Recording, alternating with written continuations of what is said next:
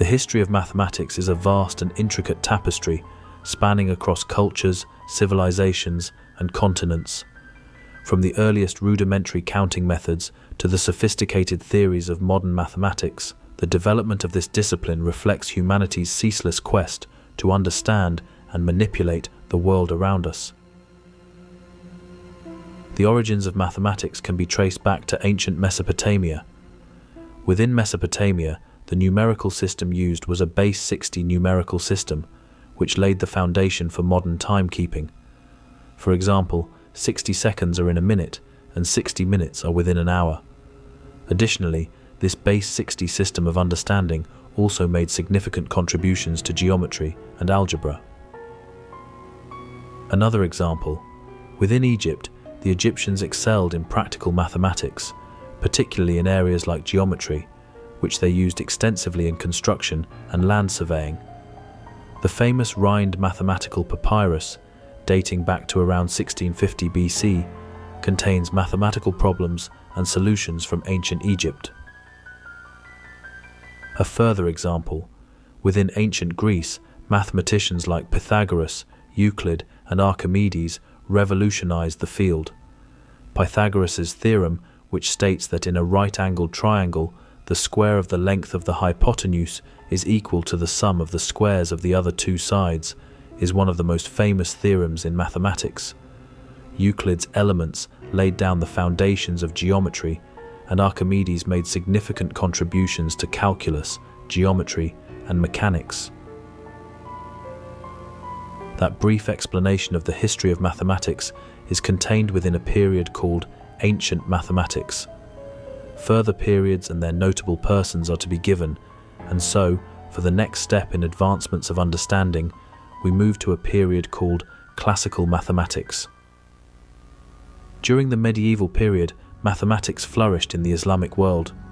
Scholars like Al-Khwarizmi, known as the father of algebra, made groundbreaking contributions to algebra and introduced the concept of algorithms derived from his name. Islamic mathematicians also preserved and expanded upon the works of ancient Greek mathematicians, translating and transmitting them to the West. Moving to Europe, the study of mathematics experienced a resurgence during the Renaissance. Figures like Leonardo da Vinci, Nicholas Copernicus, and Johannes Kepler made significant advancements in various mathematical fields, including geometry, astronomy, and calculus. With the classical mathematics era summarized, the last named period of mathematics, the one in which we are within, is the Age of Enlightenment and modern mathematics. The 17th and 18th centuries witnessed the emergence of modern mathematics, marked by the development of calculus and the formulation of mathematical theories and methods that laid the groundwork for much of modern science and technology. Renowned mathematicians like Isaac Newton and Gottfried Wilhelm Leibniz independently developed calculus, a mathematical framework for understanding change and motion, which revolutionized physics, engineering, and other sciences.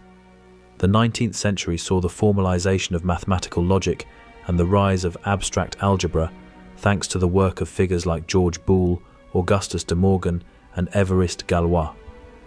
Meanwhile, the discovery of non-Euclidean geometries by mathematicians such as Carl Friedrich Gauss, Nikolai Lobachevsky, and János Bolyai challenged traditional notions of space and paved the way for Einstein's theory of relativity.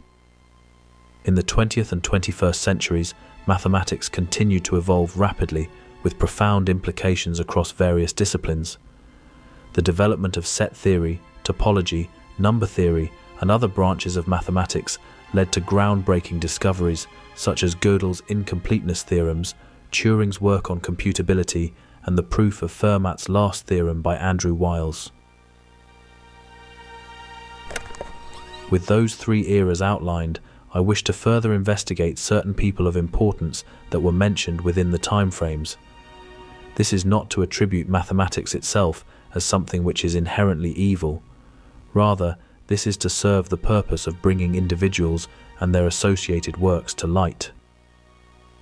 If you have a 700 plus credit score, you qualify for Chase's new program where you could access up to $150,000 of capital for free at 0% interest rates.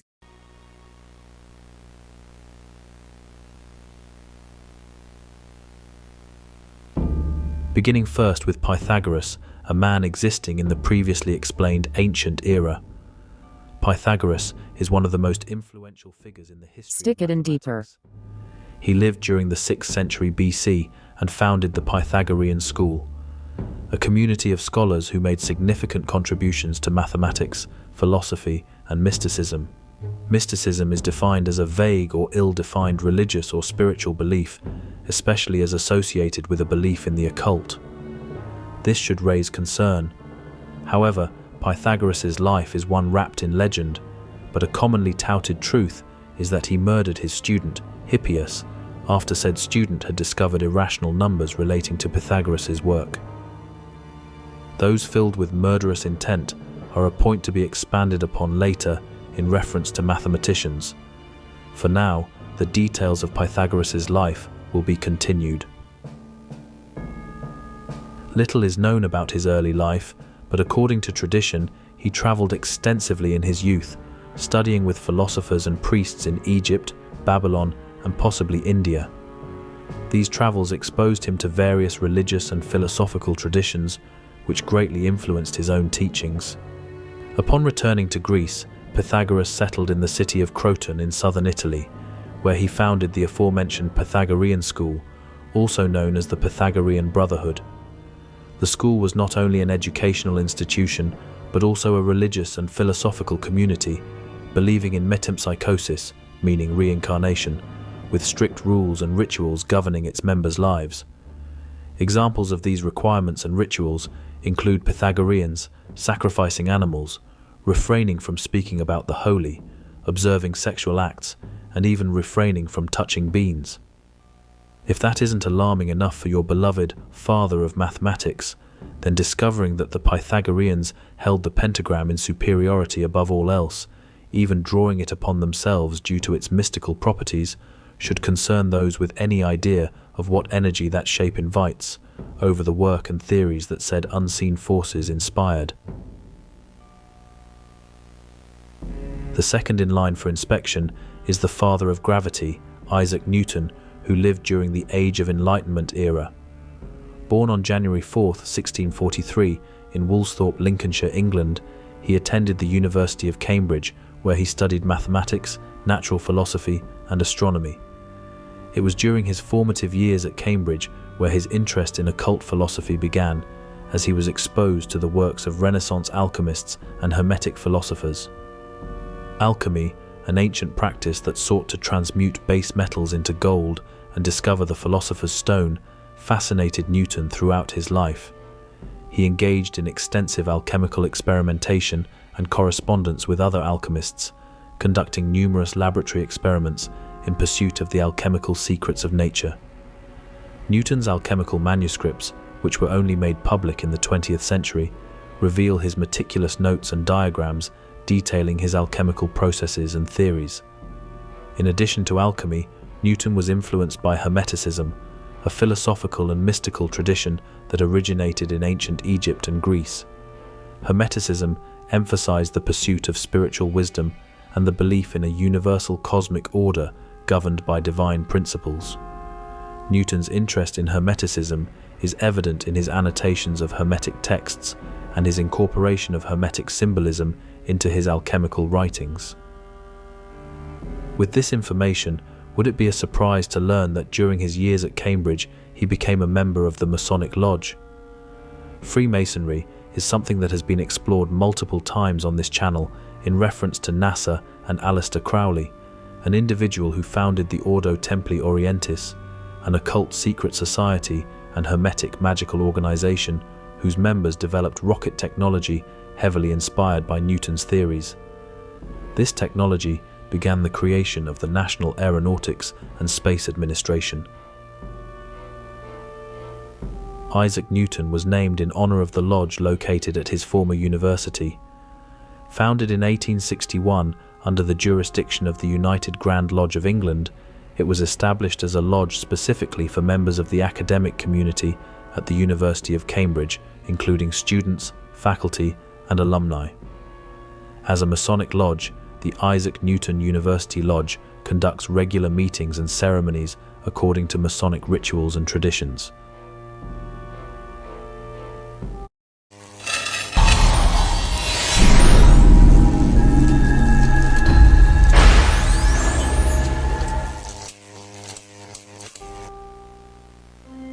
The third and last in line for inspection is the father of relativity, Albert Einstein, who lived also in the Age of Enlightenment, but within our current modern era. Born on March 14, 1879, in Ulm, in the Kingdom of Württemberg, German Empire.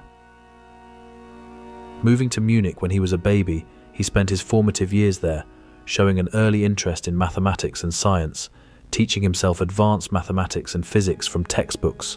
After completing his secondary education, Einstein enrolled at the Swiss Federal Polytechnic School in 1896 to pursue a degree in physics and mathematics. Despite facing challenges due to his unorthodox approach to learning and clashes with authority figures, Einstein excelled academically and graduated with a teaching diploma in 1900.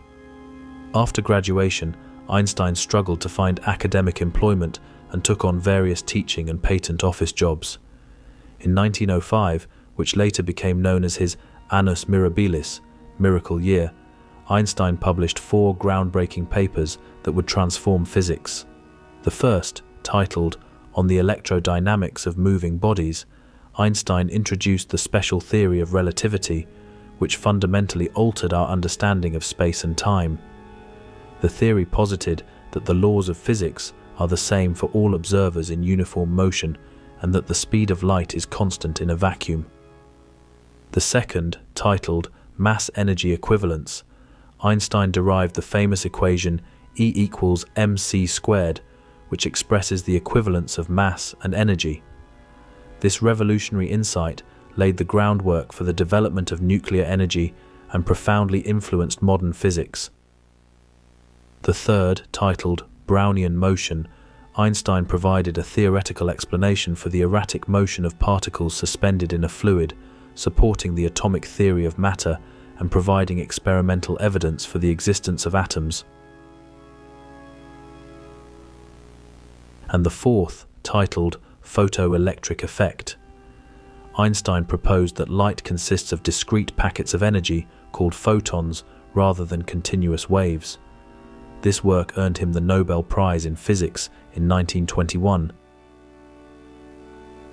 Einstein's connection to the occult is not as apparent as the prior examples, yet his comments on a higher power indicate his thoughts regarding the divine.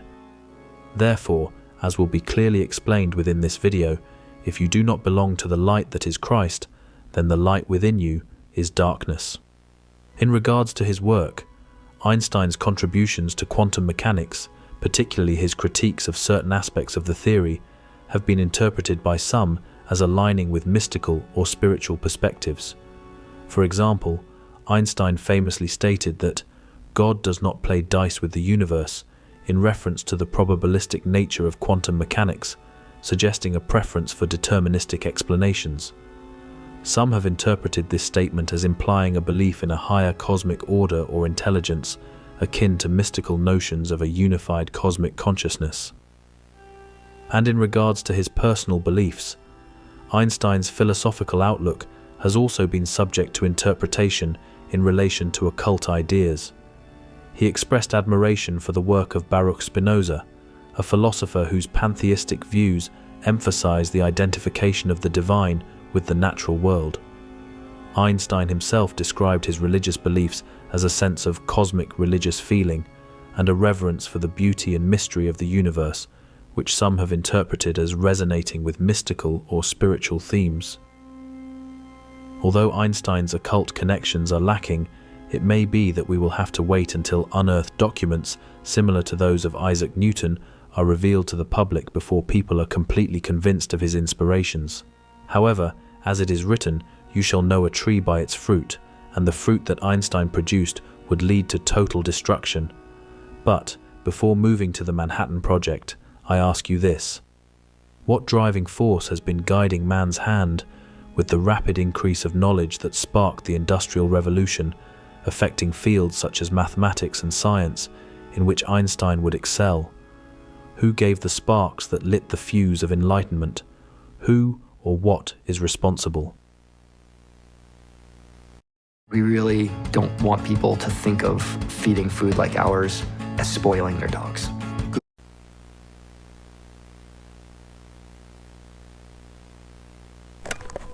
To help answer those proposed questions, I include a video by the late Rob Skiba titled The Genesis Revelation, Nephilim, Nimrod, NASA, Flat Earth and More, in which he timelines the judged, bound and buried fallen angels and their later release with the subsequent explosion of technology and knowledge. He says we already have probes on the way to Venus and Mars. Venus and Mars, 62. We didn't even allegedly go to the moon until 69. The moon is allegedly 250,000 miles away. Venus and Mars, they're way past that. We had just, as human beings, we had just basically put a beach ball up in space. Sputnik. You know, you look at that, ooh, that was like a huge major achievement in 57. And all of a sudden by 61, 62, we supposedly have probes on the way to Venus and Mars, and we haven't even been to the moon yet? And if you listen to the speech, he mentions it, but it's just kind of just, you don't even think about it. But I went on a NASA website, or a space website, whatever it was their official mission log, and it shows you. These are all the things that both the United States and Russia, immediately, after whatever they did in Antarctica, the first thing they do is start sending stuff out to Venus and Mars and start sending high-altitude nuclear bombs up into the sky. Again, if they're trying to avoid a conspiracy, they're not helping with their actions or the names that they're using. So, in my opinion, the stage is set for the return of the gods. Have the Watchers been released? Remember I told you they were bound up for 70 generations? That's from Enoch 10:12 right there. They'll be bound for 70 generations. We were talking about generations earlier. Psalm 90 defines it as a generation of 70 years, 80 if by strength. If we just take the low number there, 70 times 70, is 4,900 years. 4,900 years away from 3000 BC, which is when I showed you the time of the Watchers being judged, bound, and buried. 4,900 years from 3000 BC brings you up to the beginning of the 20th century. Is it just a coincidence that we went from horse and buggy and beast of burden, basically, for 5,000 years, to all of a sudden planes, trains, automobiles, computers, supposedly sending people to the moon, probes to the farthest reaches of space, all of that in like 50 years? Or did we get some help? Maybe due to all the blood sacrifices of 2 world wars. How many know demons thrive on blood sacrifice? That's why they do it. You know, I put this chart together, and I'm looking at Daniel 12:4, talking about knowledge increasing and things of that nature, and showing knowledge and transportation. And you know, at the Tower of Babel, whatever pre-flood knowledge existed took a huge hit at the Tower of Babel, because people who may have been like extremely intelligent together were now barely understanding each other and had to go out try to figure out their own languages. And you know, sorry, you know, if you had Tesla in your group, that's great, but you know, if you got Pee Wee Herman in yours, you know, yeah, I'm gonna carve pictures in the caves. You know, knowledge took a nosedive, and that was God's plan. It was like, okay, with all this knowledge that you have, this is what you're gonna do. You're gonna come after me. Fine, I'm gonna mess it all up. So knowledge and everything takes a nosedive at the Tower of Babel. And then you have a few peaks and stuff throughout various civilizations, but it kind of plateaus there as far as transportation and things of that nature until you get to the beginning of the 20th century, and then pew, it goes through the roof.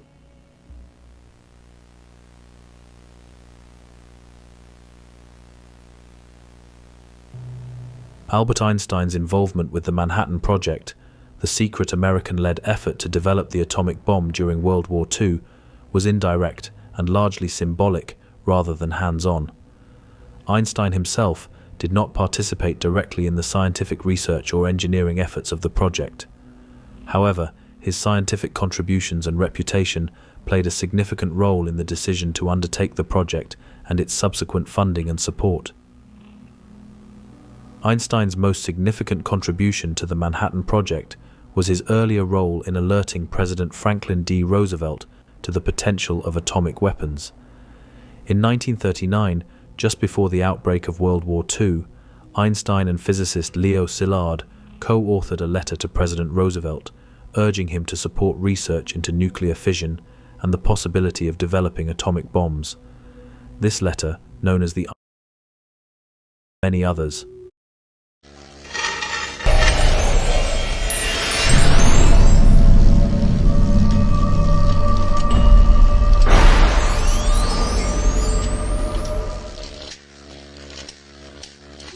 they They proposed a mechanism to explain how particles acquire mass within the framework of the standard model of particle physics. According to this mechanism, a field permeating space, known as the Higgs field, interacts with particles, imparting mass to them as they move through it. As explained, it wasn't until 2012 that the theorized existence of the Higgs boson was discovered. Efforts to detect the God particle began in the 1980s with experiments conducted at particle accelerators such as the superproton synchrotron and the tevatron. Yet, the facilities lacked the needed level of power, something which the later built LHC was able to attain. However, that is not all the LHC has achieved. This leads us to the appropriately named dark matter. The concept of dark matter emerged in the early 20th century when astronomers noticed discrepancies between the observed motion of proposed galaxies and the amount of visible matter they contained. Over the past few decades, scientists have conducted numerous experiments to directly detect dark matter particles.